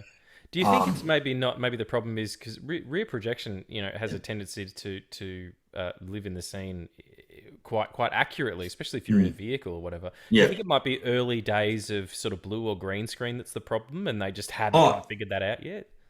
Yeah, possibly. I don't even know. Like, I just say rear projection because it does feel. That's what you think because of the era, yeah. But you're right. It could be, blue, green screen or something like that. I just think, like you said, cars, they can get away with it a little bit because the car is effectively stationary and it's a slow moving and it's coming towards you. There's not too much movement in the rear projection. Whereas this is flashing past tree lines and stuff like that. And it just, I don't know, just for me, the colors don't, like, again, when you're watching high def, and maybe that's also the other thing that makes it jump out because the print is so clean. It just feels like it just doesn't match. It's almost like on another planet. Like it just feels like the colors are a bit different of the trees and whatever. I don't know. Just anyway, that's what I think. There's a couple of little moments like that, a little bit silly, but there's one at the end where he's hanging off the ladder or the bridge. The bridge thing, yeah, and you can see the rocks like drop below him, and then you see the little black things that are supposed to be the crocodiles below him, and it's I mean you can. But back then it would have been like that was the tits, like that. The people would have loved it back then. Maybe we're a little bit too critical of it now. I don't know, but high definition doesn't do a lot of these movies any favors. I mean, Star Wars is even like that. We should put an embargo, like anything made before a certain year. Like we'll put it on Blu-ray, but we're not fucking going through the process of trying to make it look super crisp because it's going to ruin a lot of stuff. Just appreciate this film was made before we knew how to do digital technology and knew we'll be living in a digital era. So, like, hey, here's a Blu-ray film, but it's an analog fucking film. We've just copy pasted it. Shot on 30. This is shot on Super 35 or whatever. Don't expect the world. Yeah, enjoy it. Enjoy. You can access it now whenever you want, but don't be coming to us asking for 4K on a movie made in 1984. You're not going to want it. You think you do, but you don't. You're going to be sad. Don't do it. Yeah, sadly, I think even this movie, if we're talking about all the movies of that era that probably deserve to be seen on the big screen once or twice, and then maybe VHS is good enough quality, but to unfortunately put them, some of these effects are going to fall apart a little bit when you put them on new whiz-bang technology that we have now. I know George has gone back with subsequent releases of his great Star Wars trilogy. A lot of touch-ups have happened and moved with the times. But, it is what it is.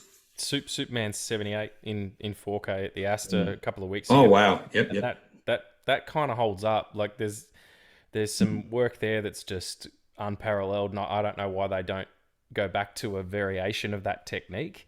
Of having him on, either wires or on a board and doing rear screen or doing some sort of matte work, because it's just there's an authenticity there that you lose in the digital space because you get to that uncanny valley and you're just like, well, that's not real. I can tell that that's not even a real person. So it depends on the film, absolutely. Something that we haven't talked about in terms of the impact this film had in the history of cinema.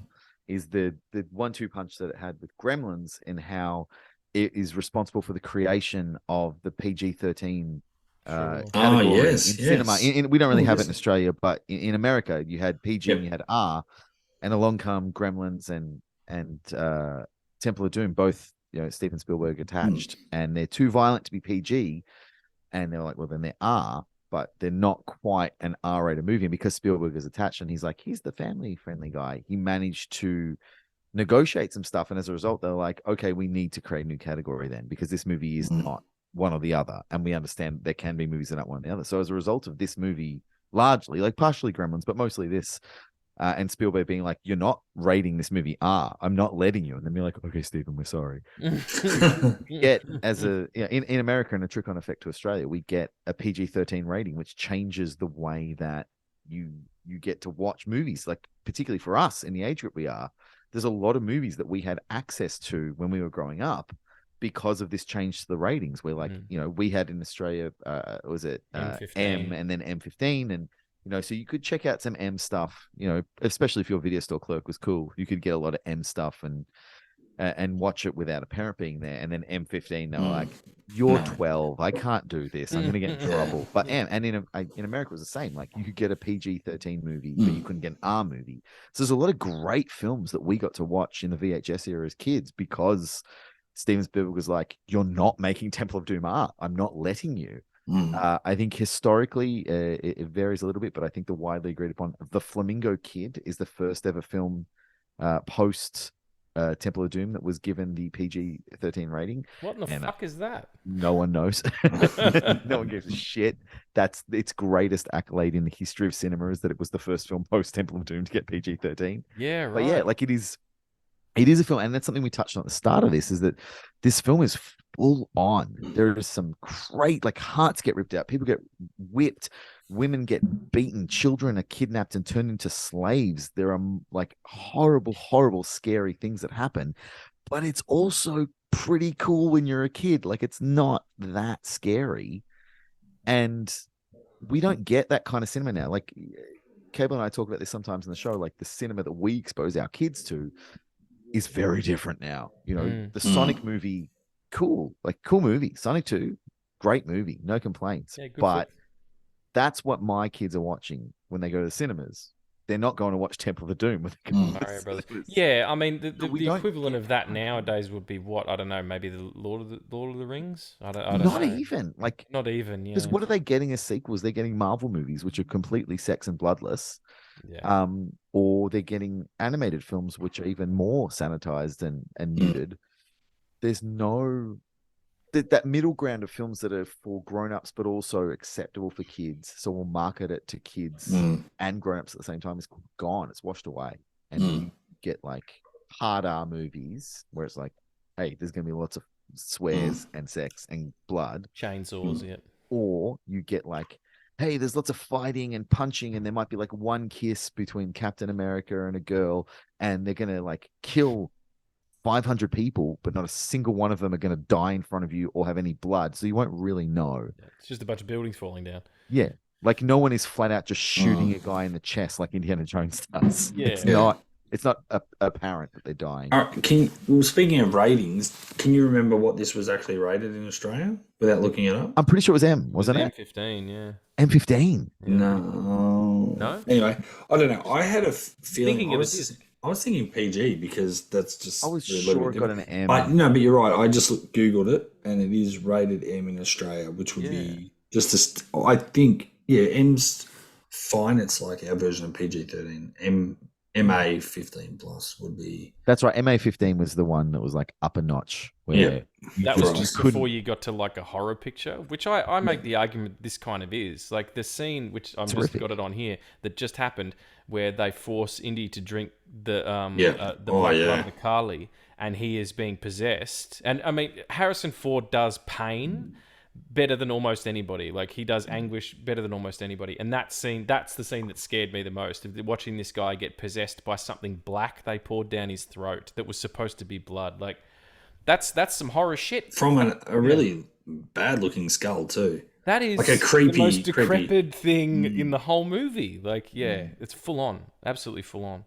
And still, like, if I had kids, I wouldn't show them this. Not until they were. Yeah, well, I've had to have the conversation with my wife, where it's like, when did we show them like Indiana Jones movies? She's like, not fucking now. My daughter's 8. Like, I certainly saw these movies when I was 8. She's like, there's no fucking way we're showing Temple of Doom to an 8-year-old. Yeah. Not a chance. It's I'm definitely one of the first movies I ever Yes. saw. Like, Yeah.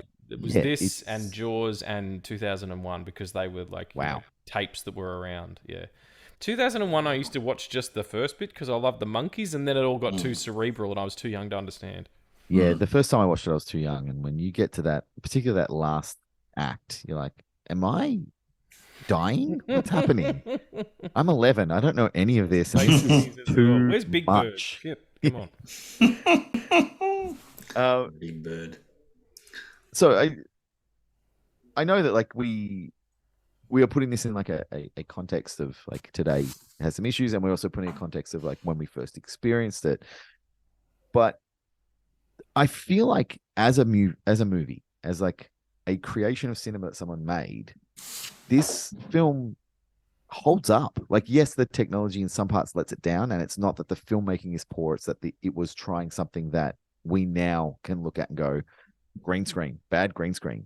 But I feel like as a movie, this is a fucking good film. It is a well-made, beautifully directed, beautifully scored, beautifully edited, beautifully photographed movie with really solid acting, with great propulsive storytelling.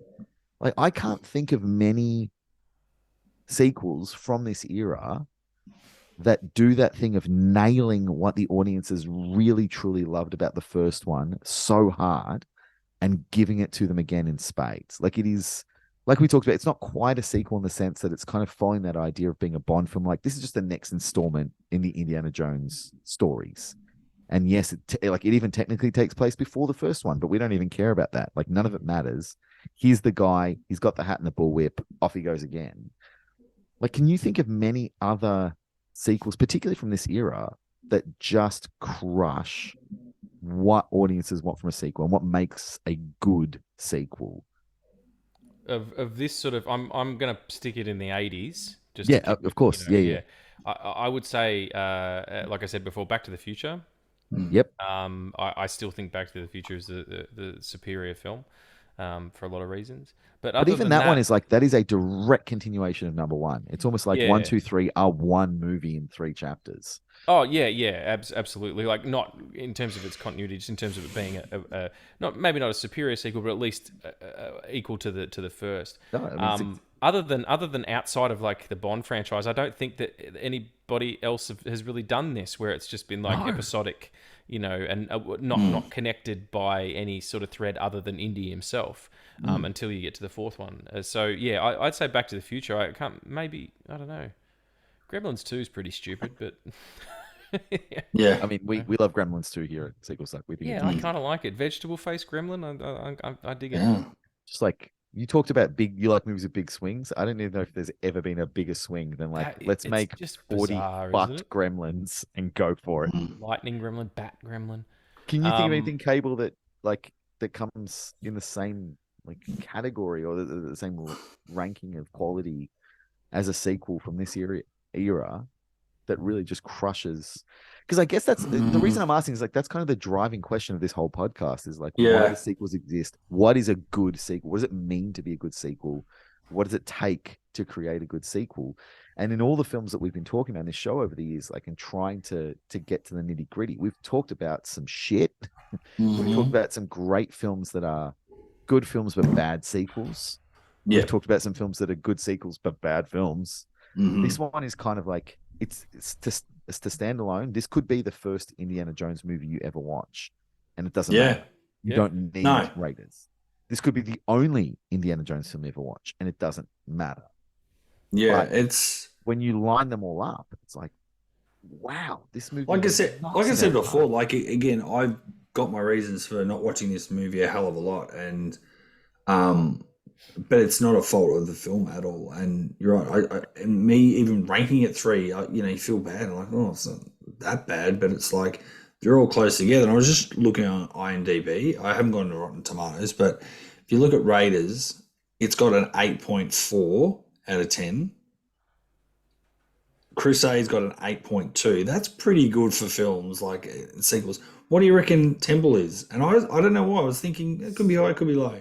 I'd say I would like on IMDb. I'd say it's probably sitting around like a 9.1. That would be my guess. No, you I can. reckon. I think because the way that IMDb works, it's just purely based on like how many people are going to bother to rate shit because no one rates shit on IMDb. And I Okay, think well then we people better have go said to this- Rotten Tomatoes, but it's still a really, really decent 7.5. Oh, really? Yeah. It's that far below the other two. Well, it's I'm surprised interesting. it's that high.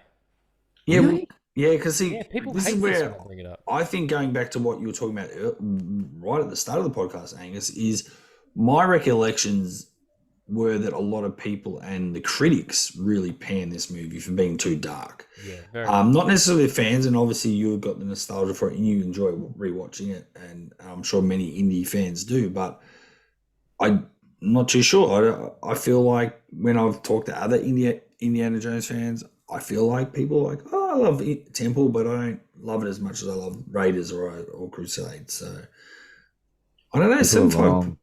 Well, yeah, maybe we are. Maybe we're watching it wrong.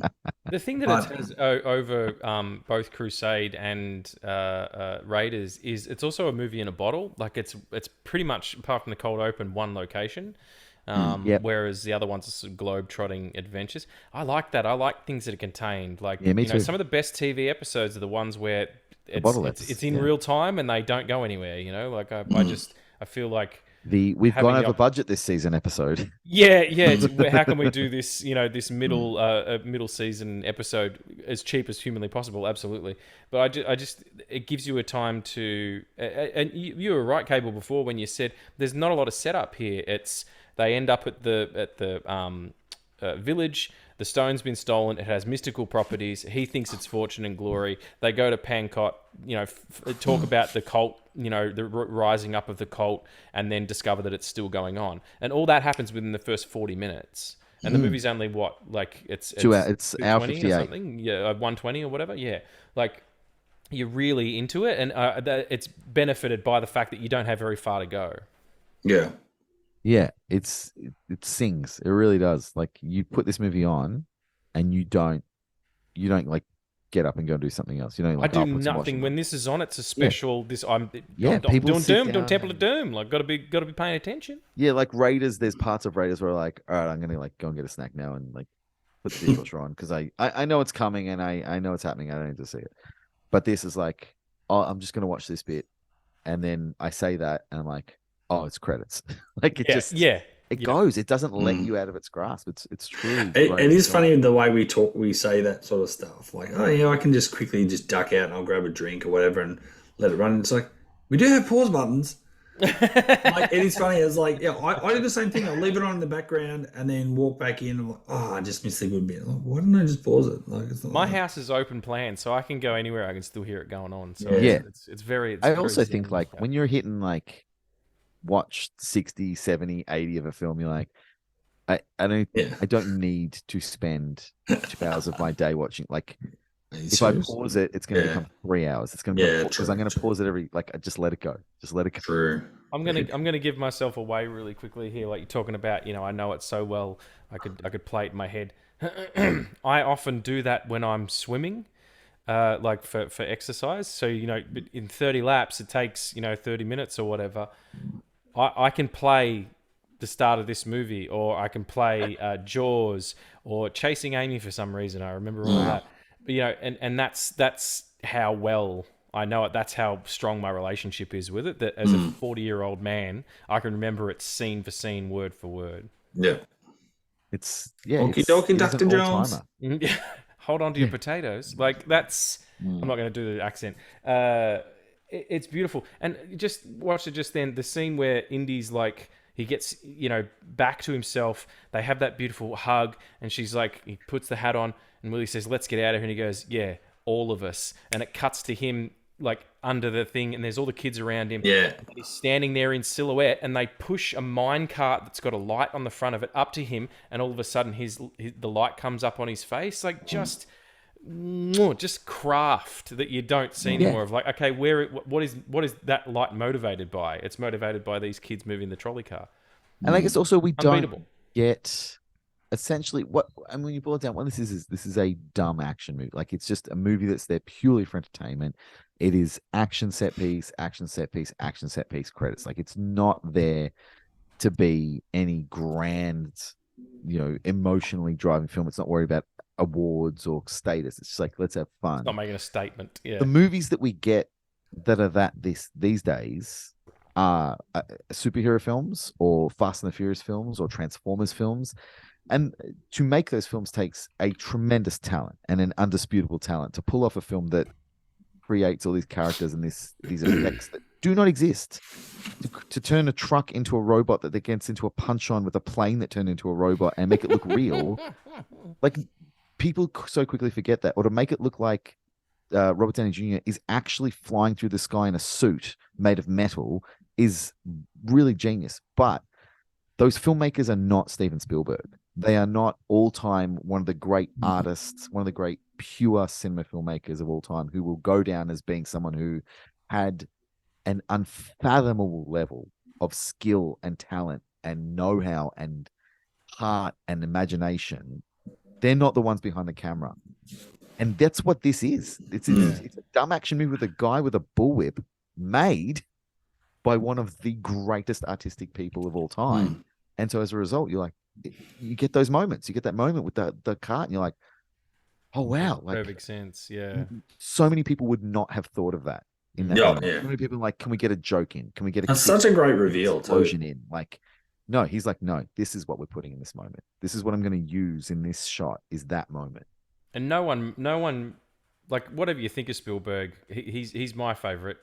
And I'm not saying he's the best filmmaker of all time, or he makes better films than other people, or even that I like all of his films more than I like other directors' films. Like, I like, Fincher and Spielberg and Greta Gerwig and like heaps of different filmmakers. But Spielberg's language, his cinematic language, is his own. And that's one thing that's been kind of lost. We were talking about it on my show the other day, that say what you will about, Spielberg, or we were talking about Zack Snyder, but they have a definitive vision. Like, nobody moves the camera like Spielberg. Nobody. And nobody does a oneer like Spielberg.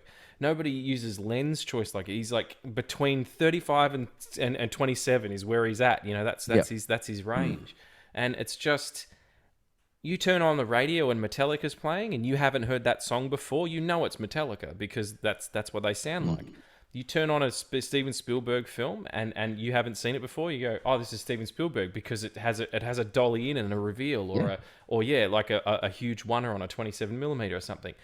Any of those, and as you said, I'm not taking away from the level of prowess it takes to make those films. Any of those big franchise films are made by committee, and there's no DNA there. There's no real craft, like I was saying. No. And that's it's a shame because we're starting to age out of all these dudes. Like, these guys aren't going to be making films much longer, and we're getting a generation of kids who have no voice. Yeah, it's crazy, when I think about it, and I know we're sort of deviating a little bit from this film, but going back to university and studying film, and one of the big things they teach you is the auteur theory, and having people like you said, whether it's Hitchcock or Spielberg, they have a type. Scorsese, like, there's things about their films, like you said, perfectly summed it up. You could flick it on and you can almost, without knowing what the film was, watch 2 or 3 minutes and go, oh, this is a Spielberg film or this is a Scorsese film, and that's dying out. Like you said, it's mass produced stuff now that unfortunately I think has been, like a lot of these new young directors who are creating their own thing, but then it's a copy upon a copy of a copy, and homage on a homage of a homage. And it's like, it's just all the same shit now. And like you said, the interesting thing you just said was committee. And I do feel like for directors now, I don't know how they do it now, where they can have their own voice, especially if they're doing a big budget. And Angus, you just reeled off some of the franchises. We're getting Fast X or Fast 10, whatever you want to call it. We're getting another Transformers movie. We're getting, we have Marvel movies ad nauseum. There's Star Wars stuff in the works, if it's a TV show from Star Wars. And we're getting another indie movie. I just think it's big corporations now making a lot of decisions. And I don't know how much say the directors have anymore. So, well, I think one of the few examples I can think of is over your right shoulder, and it's Matt Reeves with his Planet of the Apes trilogy he did. Like, that was a big budget franchise that was reigniting a long dormant franchise by a largely untested director who came in and was like, no, I'm going to make this. And you watch it and you can see throughout the 3 films as he gets more confident and also given more leeway, like, oh, this feels like a specific director. And you can even see it when you watch The Batman. You're like, oh, I can see things that makes this a Matt Reeves film. And he's working in 2 huge franchises where it's like there must be so many people over his shoulder being like, what are you doing? You can't do that. Do it like this. No. And yet somehow, and that would be so hard. And I would love to see, it sounds like he's going to make another Batman movie. I hope he does. And I'd love to see what he does when they're like, oh no, like we trust you now. We're going to let you go, and how he can flourish. But outside of that, I can't think of anyone who's working in this huge budget. Because I mean, if you're in this kind of budget these days, you're in a franchise. That's it. That's all it gets made. It's the only way it happens now. It's IP.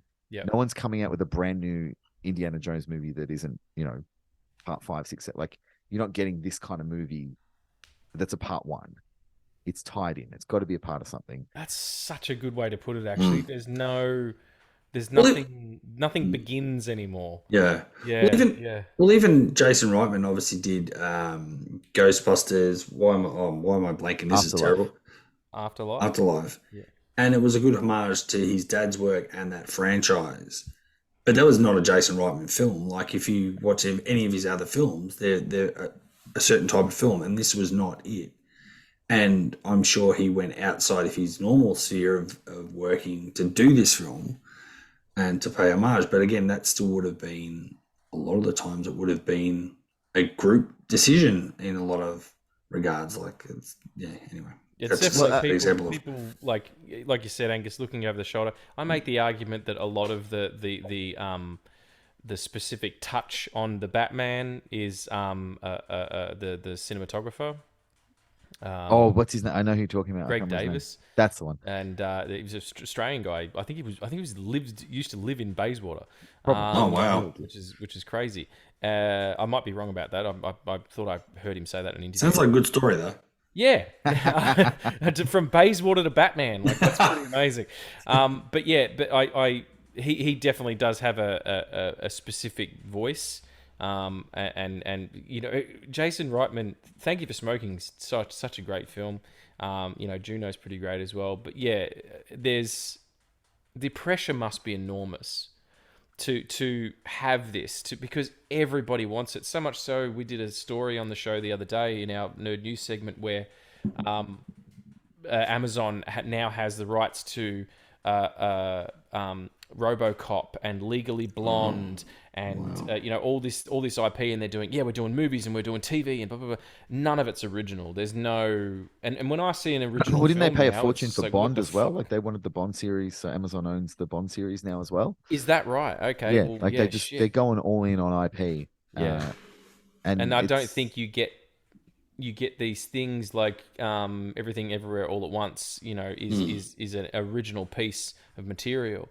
And does very well, but it doesn't do Marvel very well. It doesn't do Fast X very well. It's not making $1 billion at the box office. It's going to get to a point where this whole thing, it's going to be just it's a Ouroboros. It's just going to keep eating itself over and over. Yeah, and I think the next thing that the Daniels are doing is one of the Universal horror movies reboots.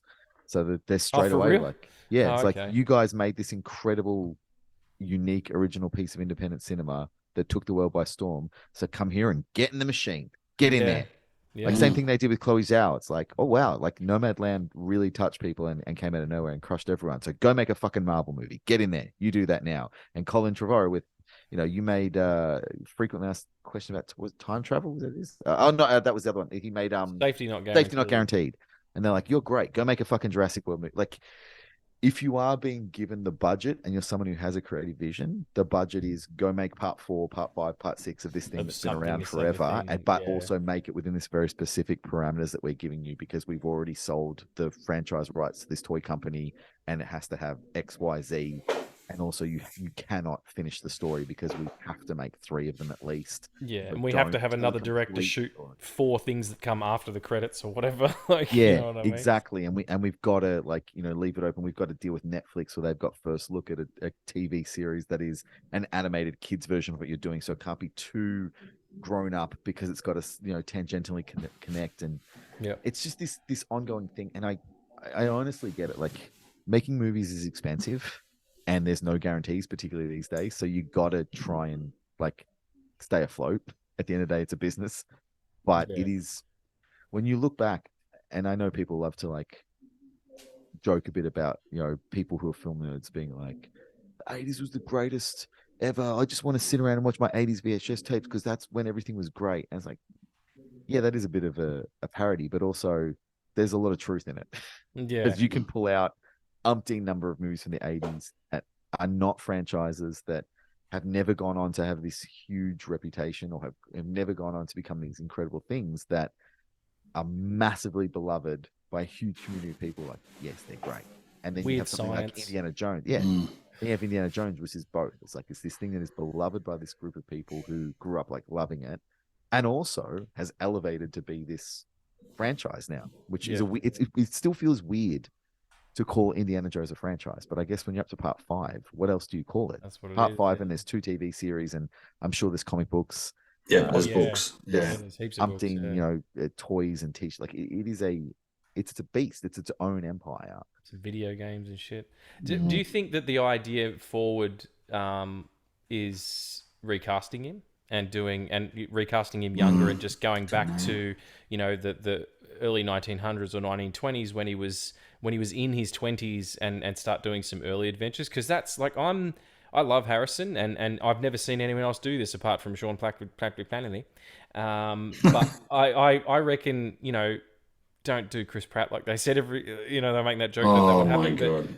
But find a new face or whatever, someone who's like got the same charismatic nature that Harrison has, and looks good in a ripped shirt, and just make some adventures. Do a Bond thing. Like, it doesn't need to be him all the time. I don't know why we were so married to that. But you say that, but we've just done it. We just did it with Solo, and we saw firsthand that there is the magic missing when you take a character that is intrinsically Harrison Ford, and you get someone who has the swagger a bit and has kind of the charm a bit, and who you can see a bit like, it's kind of like a young Harrison, and then you put them in that character and you put him in a standalone adventure, and you go, it's just not quite right. Can you deep fake Harrison Ford for a young Indy? Because I feel like that's Do that. Well, half of what this new movie is going to be. No, but they've definitely. Well, I was going to say the new movie's definitely de-aged him at some point. They have to. Have you seen him in interviews? Like, he's an old man now. Yeah. I don't know. Yeah, I agree. I think you just recast, but you're right, Angus. I say you let it die. Solo. Yeah. Well, that too. Be done and take that enthusiasm and that excitement for this character, and find a new story, and do it with everything you've got, and do it right. And do all the things that they love to do with movies, like from the minds that brought you Indiana Jones, or from the director, or from the writer, or from the producers of Indiana Jones, and have Harrison Ford executive produce, or have Harrison Ford play a cameo in it, and be like, it's not Indiana Jones, it's a new adventure with a totally new story, but we're going to make you feel like it's Indiana Jones. Yeah. And I think that, I mean, the end of the day, the problem is we're getting movies that have to be made without a story that needs to be told, and that's what so much of cinema is these days. There's no urgency, or we got to make Indiana Jones 5 because we got to find a way to like get people to come and watch a movie in August. What are we going to show them in August? I don't know. What have we done? Well, we've done we can't do any more Jurassic Worlds. Okay, cool, that's good. What are we going to do? Well, probably Tom Cruise isn't going to do another Top Gun anytime soon. Okay, what are we going to do? It's like, hey, Harrison Ford's still alive. What do we think about another Indiana Jones? Yeah, I like the conversations that go on. Really? Can we check? Can someone check on that, please? Yeah, like no one is rocking up me like, I've had the greatest idea for the greatest story ever. It's an Indiana Jones movie, but honestly, this movie is one of the greatest stories, and people go, fuck, we got to make this. No, it's completely reversed. They're like, Harrison's alive. He's probably got like 4 years left. We can physically do this. People still love these movies. Let's make an Indiana Jones movie. What's it going to be about? I don't care. Make an Indiana Jones movie. Yeah, and put Fleabag in it, and James Mangold directed it, because he made the shit out of Logan and Ford versus Ferrari. So. Well, that is the one thing that we haven't spoken about and I know we're not talking about the new one, totally. But we do have to acknowledge we just had a big conversation about how brilliant this film is because you have such an auteur behind the camera making something that elevates it beyond standard franchise fare. And here we are in 2023 with the new one coming out with no Steven Spielberg behind the lens. We have someone who, yes, great, but who also, one of the greatest things that they have done in their filmography is to come on board with the third of a character story that was the spin-off of umpteen movies featuring it, which is Logan, where you're like, this is a great way to tell a story about this character. Yeah. But you were also telling a story about a character that kind of just needs another movie. And thankfully they got given some leeway. Like Logan always feels like this absurd moment now looking back. Like, how the fuck did they get away with making Logan? Like, that just doesn't make sense. It's even absurd in when you watch that movie and you see how violent it is in comparison, and you there's so much swearing in it. It's an oddity. It's almost like a multiversal thing. Like, it doesn't seem like it belongs with any of those other films in any way at all. How do you allow a writer-director star combo to come on board and be like, it's going to be it's going to be blood, it's going to be swearing, and we're killing the character. Yeah. And this is the end. Like, how does a studio go? Like, it doesn't happen anymore. It took 10 years and how many films before the studio would let Iron Man die? And even now people are like, he's not really dead because they figured out time travel. So they'll bring him back whenever they want. And obviously, I mean, more for me because, hey, we're getting Deadpool 3 pretty soon, and guess who's alive and well in Deadpool 3? Yeah. And you're absolutely right. I think it's probably the situation went like this. Hugh Jackman was like, I want to finish it. They were like, what do you want to do? He literally unzipped his pants and put a huge Wolverine cock on the table and went, I'll do whatever I want. I'll see you later. Just walked out, you know. It is a great example of a star like coming in at the peak of their powers and being like, you will let me do this. And like, it was like what he wanted to do the whole time. I want to do whatever I want. I want to make Reds. And they're like, yeah, all right, cool. Go for it. You do you, man. Yeah. Like, no one's killing anyone these days. It's wild. Because it ends things. We don't like ends anymore. Yeah.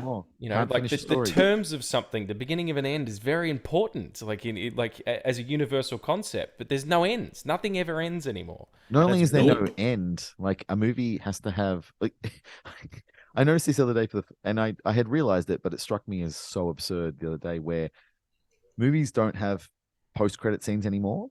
Movies have mid-credit scenes, and then a post-credit. Like, we have to have two scenes that come after the movie now, just to like really sell to people like, we're not done. Here's something that we didn't do in the movie because we need to save it for the next movie. So it's not finished, and then you're like, oh, okay, so they're making another one, and then like 10 minutes later, after you find out who the best boy grip was, you're like, and also that guy's not dead. Got ya. Bye. You're like, wait, so that movie was nothing? Years. Yeah. So the hero's story isn't over, the villain isn't dead, and the goal wasn't achieved, and all of that was revealed in between the fucking catering and the RSPCA approved logo. And that they shot something in Queensland. They always shoot something in Queensland. Yeah. And Georgia. And Georgia as well, yeah. Everyone thanks Atlanta. Made in Georgia, yeah. Yeah, like if you want to have a complete throwing story, a ball for the next movie to catch thing. Like, you got to run. As soon as like the screen fades to black, like, I got to get the fuck out of this cinema before you tell me this movie didn't mean anything and isn't over, because I can't take the heartbreak again. I think they had the system where, you know, the beginning where Marvel started doing that with their first films. You know, the first one in Iron Man was kind of an in-gag, and then they started doing it. But they were already either shooting or had shot the movies they were teasing. Now it's just like, what are we going to do in 7 years? Sure, chuck that in there. Kind of, it doesn't. There's no connection to anything anymore. I don't know. It seems a bit fruitless. I don't really wait for them anymore. I'm just like, someone will tell me what happened.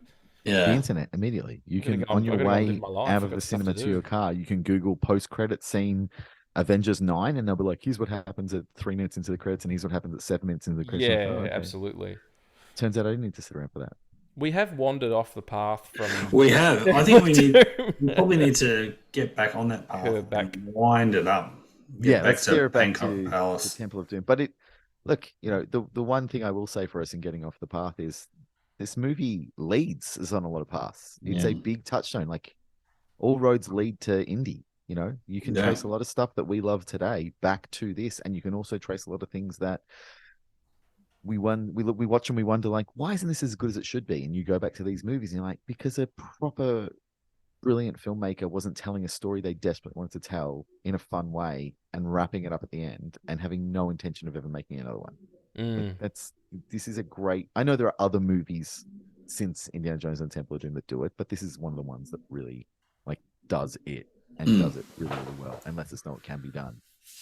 Yeah, I think, you know, as we sort of wind this up, my memory also of the time, and I don't know if this is in one of the documentaries on the DVD set or whatever, I think of my memory is that the critics absolutely slammed this film to the point where it really got George and Spielberg down, and that's why we didn't get an indie film for a couple of years as well. It's kind of like, oh, people didn't like this film.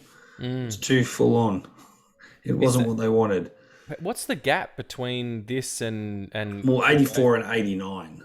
Yeah, so that's fairly significant considering it's only a couple of years in the other one, yeah. And I mean, having said that, Harrison Ford had absolutely hit his straps and would have had plenty of work on his plate, plenty of offers. But I don't know. Maybe that's just something that's I've just made up in my head. But I feel like I heard them talk about it in a documentary or something that when, obviously it released and critics didn't super love it and thought it was a bit too dark. It was, I think Spielberg was very, sorry? Spielberg didn't even really like the script. He was like, he thought it was really dark, like this kind of black magic thing. I feel like that's probably it too. That like maybe he wasn't super. Obviously, I'm sure he loved his finished product to a point, but maybe he didn't super love the project. I don't know, but he met his wife on there. Like that's and let's we haven't mentioned Kate Capshaw. She gets a lot of shit in this movie because. She's a Bond girl. She's here and then she's gone. Her career didn't blow up after this. She just kind of became the director's wife. But and she screams a lot and she's kind of I cracked a nail. 71 That's all the times. Script. She screams 71 times in this movie. Exactly. That's all the script. Her performance in this is like comedically fantastic. Like she is on point. She knows all of the beats. She is the comic relief. She's the foil. She's the Costello to the Abbott. It's such a beautiful, nuanced comedic performance, and people just remember the screaming, and you really shouldn't. Like she's a much better actor than she's given credit for. I always loved her in this movie. I never understood why people give her or this movie a hard time. I think she's fantastic. Straight up babe too. Like just absolute babe. Peak babeness in this movie.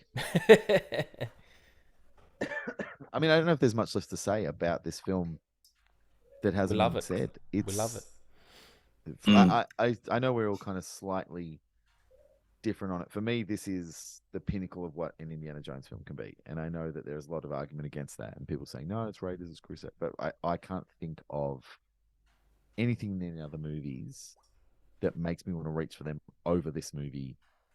If I just feel like an Indiana Jones film, this is the one. Every time, without question, I want to watch Temple of Doom. It's the most fun.